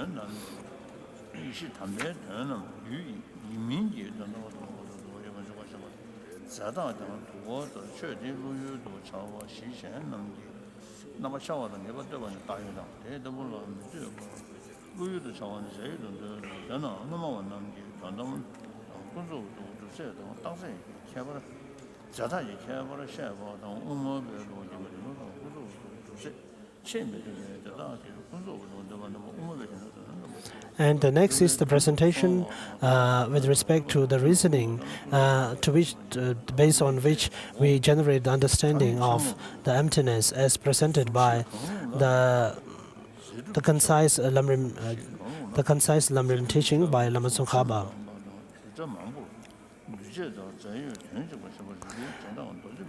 It is said that among the many reasonings that we apply in order to generate the understanding of emptiness, one of the most important is the reason called the absence of one and many with respect to ultimate. And such kind of reasonings are actually very applicable to the person who do not have any strong doubt towards the absence of towards the true existence or not. And this kind of reasoning will be valid towards those persons who still have some kind of doubt towards the true existence of phenomena. To other audience who have already do not have any doubt with respect to the understanding of the true existence of phenomena or not, so such kind of reasoning will not be valid. So this is as per the presentation that we find in Lam Rim, the concise Lam Rim by Lama Tsongkhapa. So Shamara Miche goes further and try to interpret the quotation.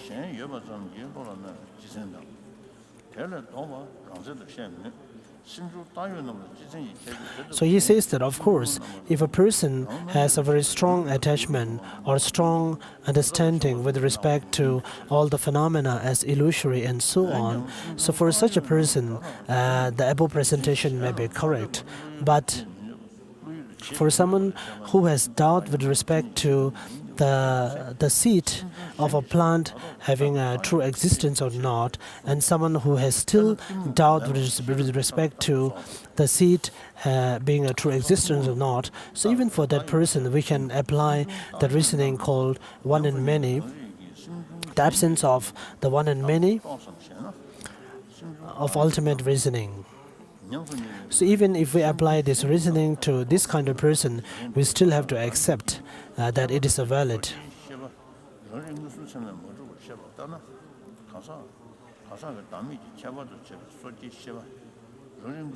So the way to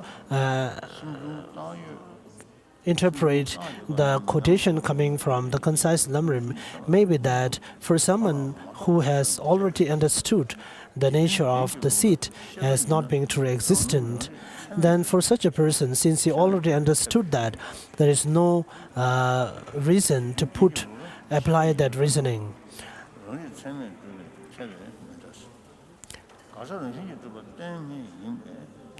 And for other people who, even though they have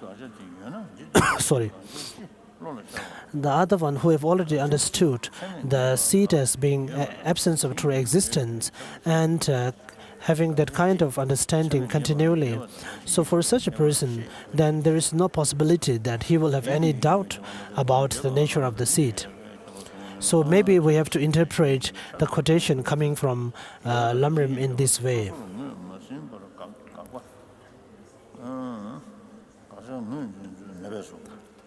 And there is another quotation coming from the Lam Rim text that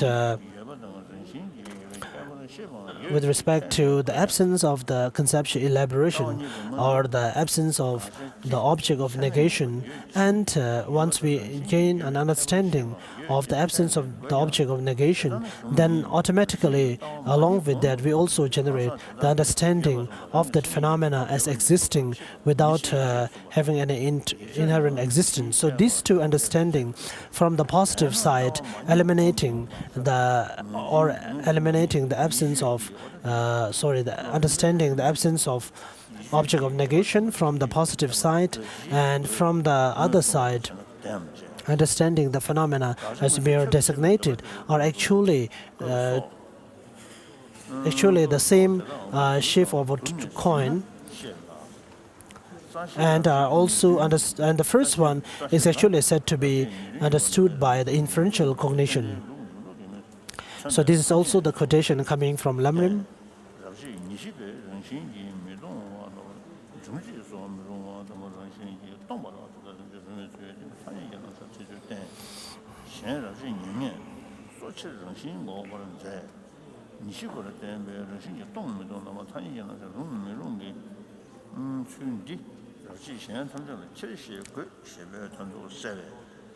So Shamapa Rinpoche interprets in this way that ultimate reality is something, the art of the the understanding of the conceptual thoughts. The conceptual thoughts can generate a mere coarse understanding of the emptiness. So therefore, it may have been referred to as something not to be understood by inferent cognition, because it cannot understand the very clear or the direct understanding of the emptiness.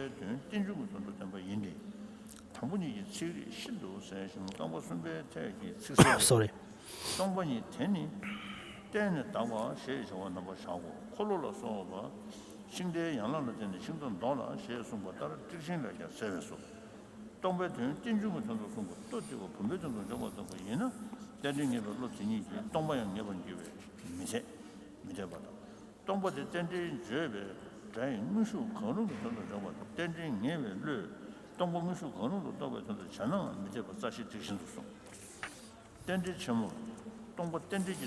And next is the presentation with respect to the two distinction or the two philosophical schools that we find within the Madhyamika school.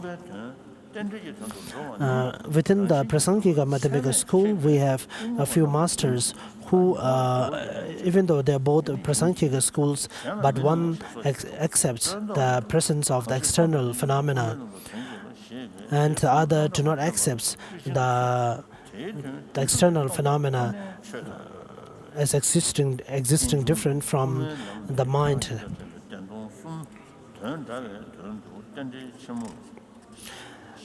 However, Chandakriti is said to be a philosophical proponent which did not rely on any other philosophical systems to interpret his understanding. And we can find in the auto commentary on the supplement to the Middle Way by Chandakriti, there's some of the masters like Baba Viveka.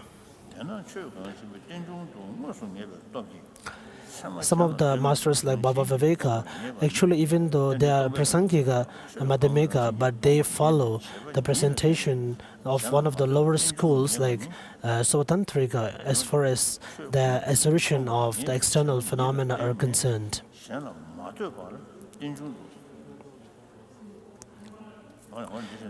So Chandakriti here states that what he is going to present here is quite unique compared to any other traditions and the schools.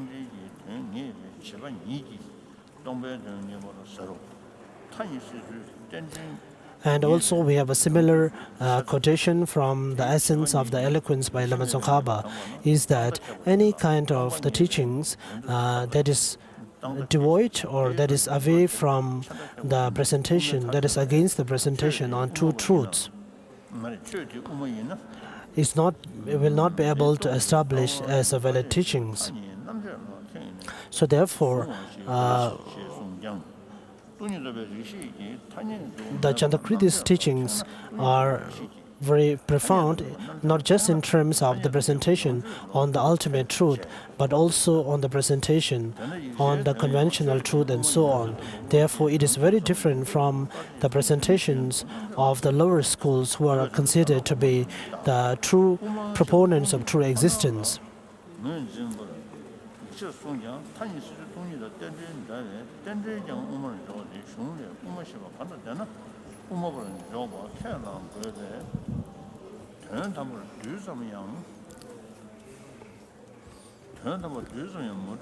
We're changing now.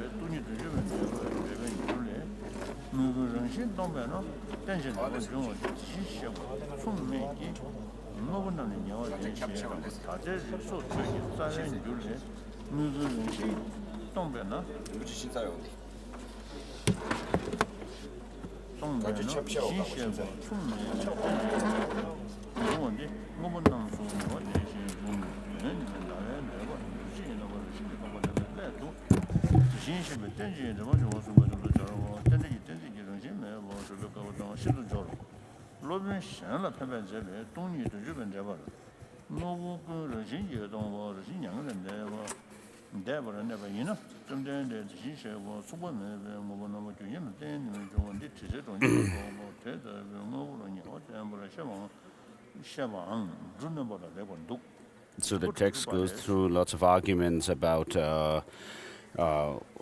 the different philosophical schools positing the phenomena which are substantially existent or imputedly existent. So there are different meanings according to different schools of thought within the Buddhist philosophical tenet systems. And so they don't mean the same, even though they use the same term, such as substantially existent or imputedly existent phenomena. The author goes through various explanations according to different commentators and also quotes from different texts written by perhaps Tsongkhapa and then also the first Dalai Lama's the ornament of epistemology or ornament of reasoning and so forth with regard to these points. And then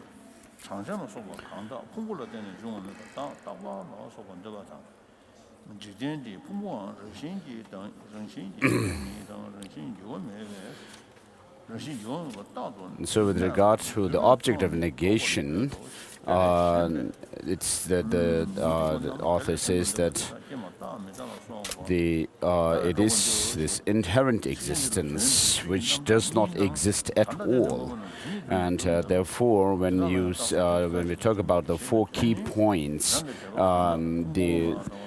regarding the ascertainment of the object to be negated, it says, it is the meaning here should be understood that if that object to be negated, which does not exist at all, if it does exist, then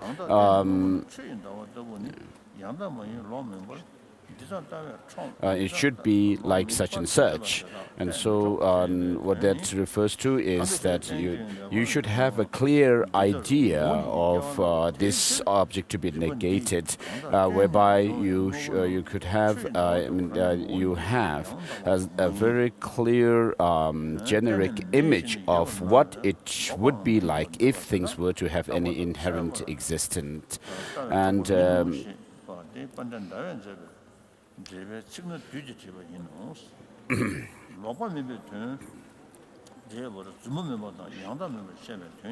and you should be able to differentiate between between these two things, that the object to be negated in that generic image, the generic image, which is ascertained. You should be able to ascertain, differentiate between these two things. That the generic image is ascertained by valid cognition, and therefore it does exist, whereas the inherent existence of things does not exist. Inherent existence is not there as an existent, and therefore you should be able to differentiate between these two. Otherwise, without making this distinction, you may think that whatever is exists,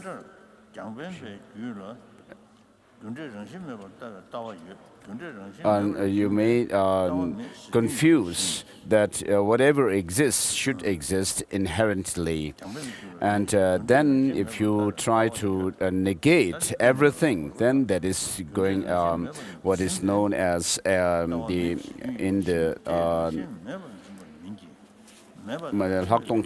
great insight, the penetrative insight section of Rinpoche.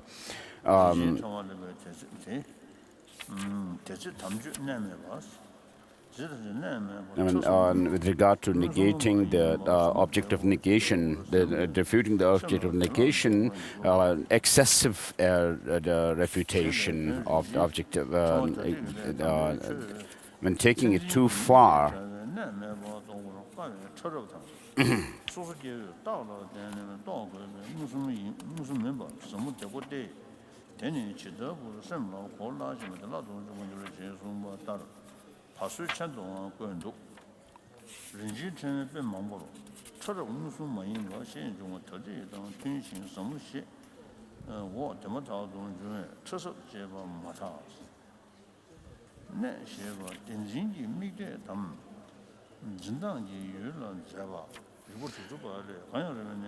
And so, refuting an overly, the Lakdong Chemo, the great insight section of Tsongkhapa goes through the refuting an overly restricted identification of the object to be negated, and then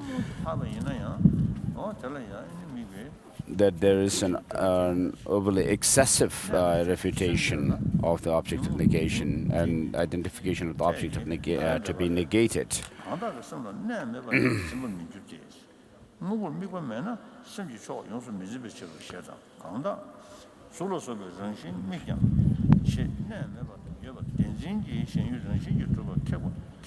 And so, without being able to make the distinction between what exists and what is inherently, what exists as inherently existent separately, there's no way one can identify the object to be negated. So, before one has found the Madhyamaka view, the generic image of this, the object to be negated,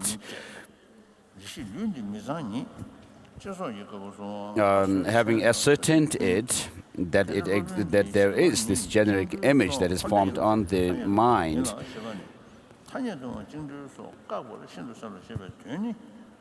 So once you are able to identify that, then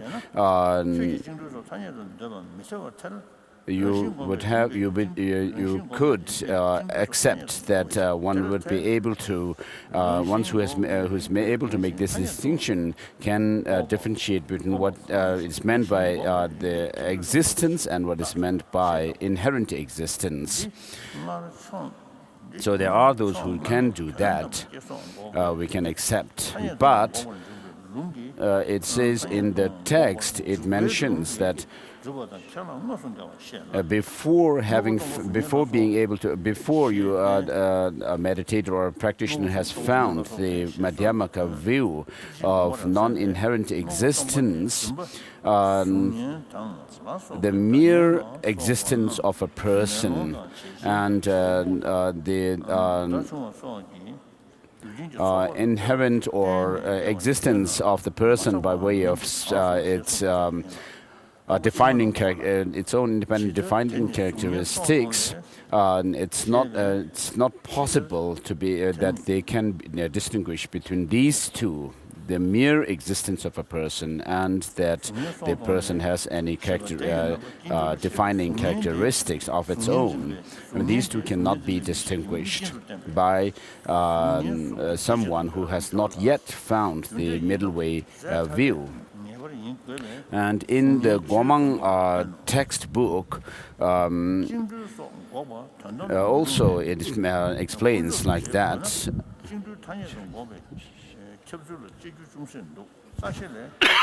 And so this is also what is said in the Gomang textbook, and therefore what was said earlier and what is said in the text by Tsongkhapa and Jamyang Shepe Dorje, whether there is any contradiction between these two, one should still investigate. It says, and therefore, before finding the view of the middle way, the identification of this, with regard to the identification of the object to be negated,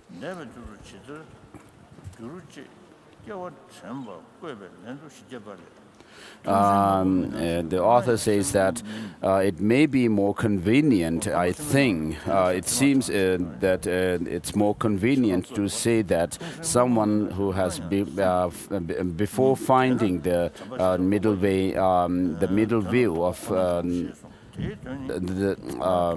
view of the middle way, when that person recognizes the object to be negated, he or she does so with that mind which is called correct assumption.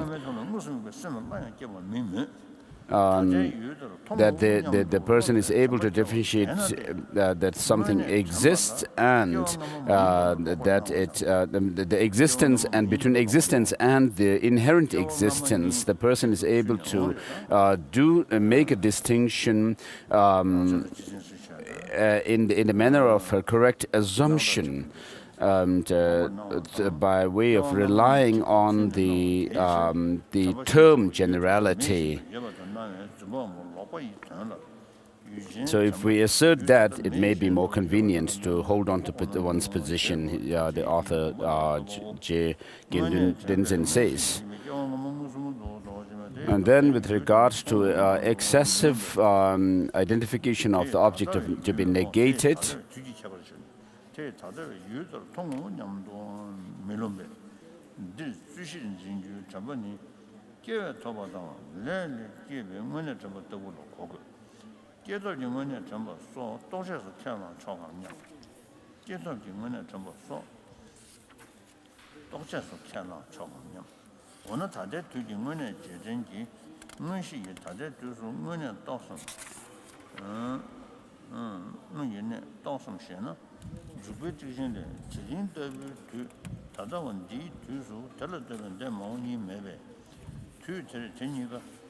then with regards to the explaining the excessive identification of the object of negation, object to be negated in the excessive manner in Lakdong Chemo by Je Rinpoche.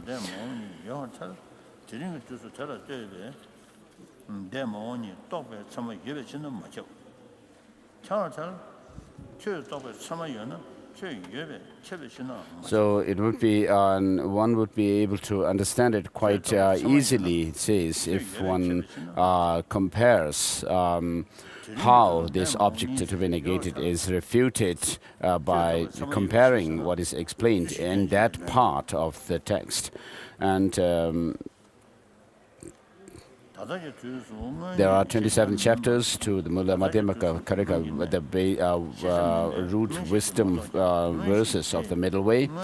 And the 26th chapter shows how things could be asserted or established in convention by through this presentation of the dependent origination in its forward and reversal sequence. And then the 24th chapter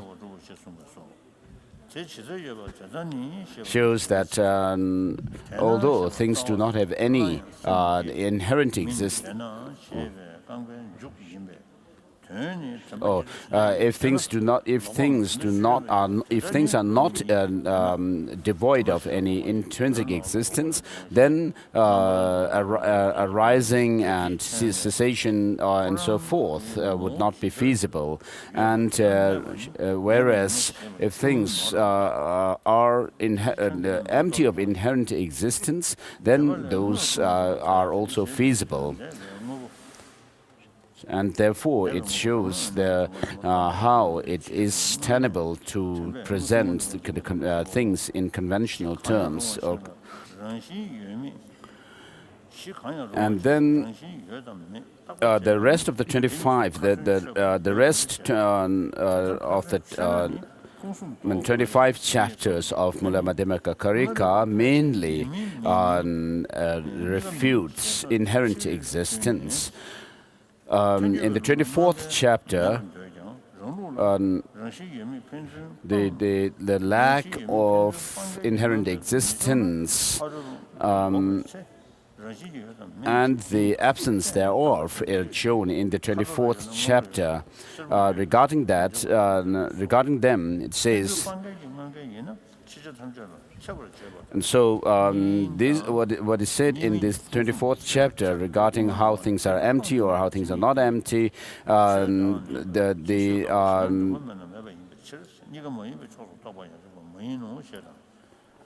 Therefore, the way it shows that things could or could not be established as conventionally existence, this should be applied to the rest of the Madhyamaka Karika, the whole text.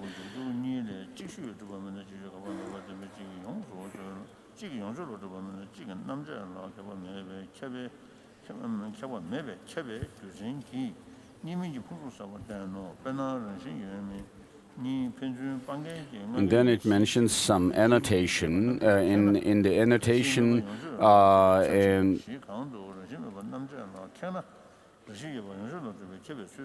it says that the 25th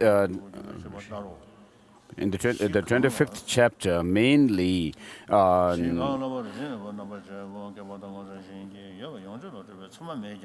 could create some confusion. It says that the term mainly in the 25th chapter could create some confusion.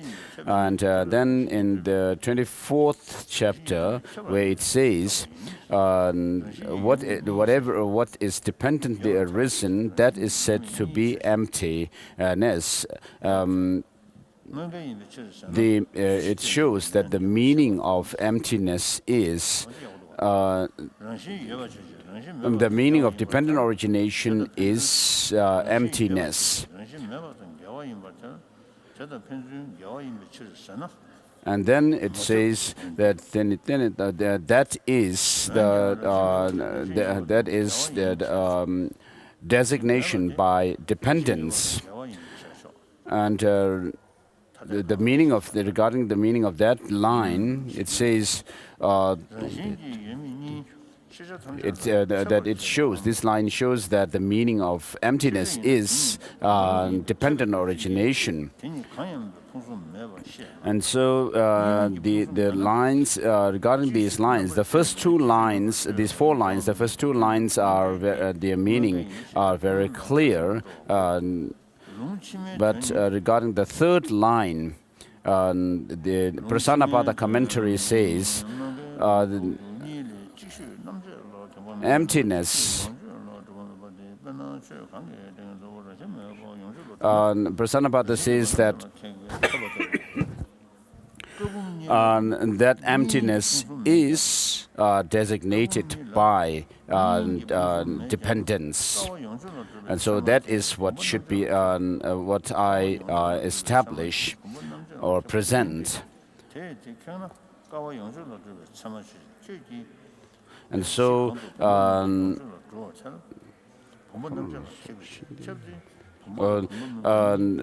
by dependence on the parts, such as the wheel and so forth, of a chariot is designated. And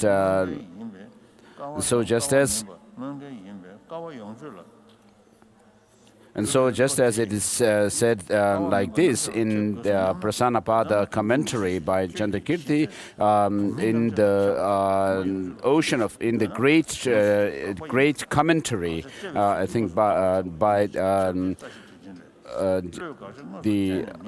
Tsongkhapa, it says the same thing clearly.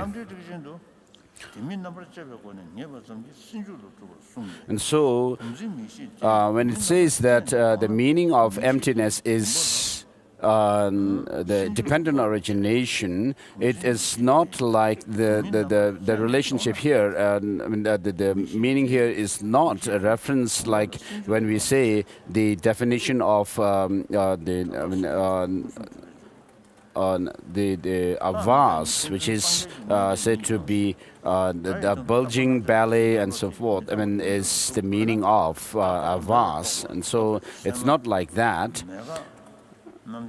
Because if it was so, then if the meaning of emptiness, the meaning of by saying the meaning of emptiness is dependent origination, if it were like the relationship between this bulging belly and so forth, which means vast, then someone who has ascertained dependent origination, there would be this absurd consequence. It says that someone who has understood dependent origination would have to, that very mind, have to understand emptiness. And so this is not possible.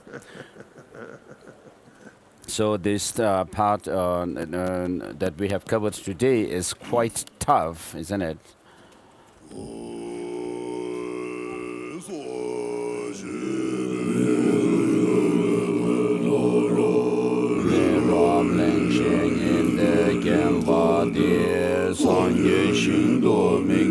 Amatiga.